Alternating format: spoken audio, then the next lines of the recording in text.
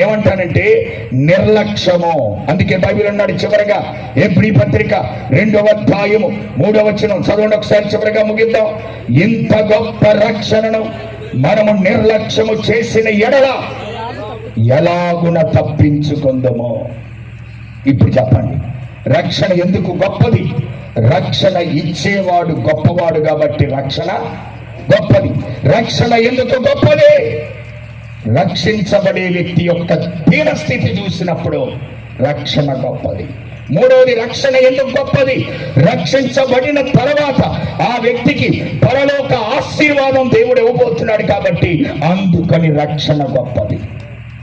నాలుగోది, రక్షణ ఎందుకు గొప్పదంటే రక్షణ కొరకు నా ప్రభువు చెల్లించిన వేళ గొప్పది. ఏం చెల్లించాడు? వేళ తన అమూల్యమైన రక్తమును చెల్లించాడు. నాలుగోది, రక్షణ ఎలా నిర్లక్ష్యం చేస్తావంటే దేవుని మాటను పెడచెవిన పెట్టినప్పుడు, దేవుని వాక్యమును నిర్లక్ష్యము చేసినప్పుడు. ఈరోజు వాక్యం చెప్తే ఇది నాకు కాదులే, ఇది నాకు కాదులే, నా పక్కన ఆవిడికిలే. ఎప్పుడు నీ పక్కన ఆవిడికి కాదు, నీ కోసమే దేవుని వాక్యం. చూసారా?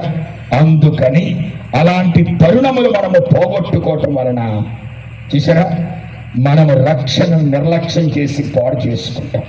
అందరూ ఒకసారి లేచి నిలబడదామా? ఒక చిన్న ప్రార్థన చేసుకొని, లైట్లు వేయండమ్మా, చిన్న ప్రార్థన చేసుకొని మనము తదుపరి ఒక చిన్న కార్యక్రమం ఉంది, దానిలోకి మనం వెళ్ళబోతున్నాం. అందరూ కూడా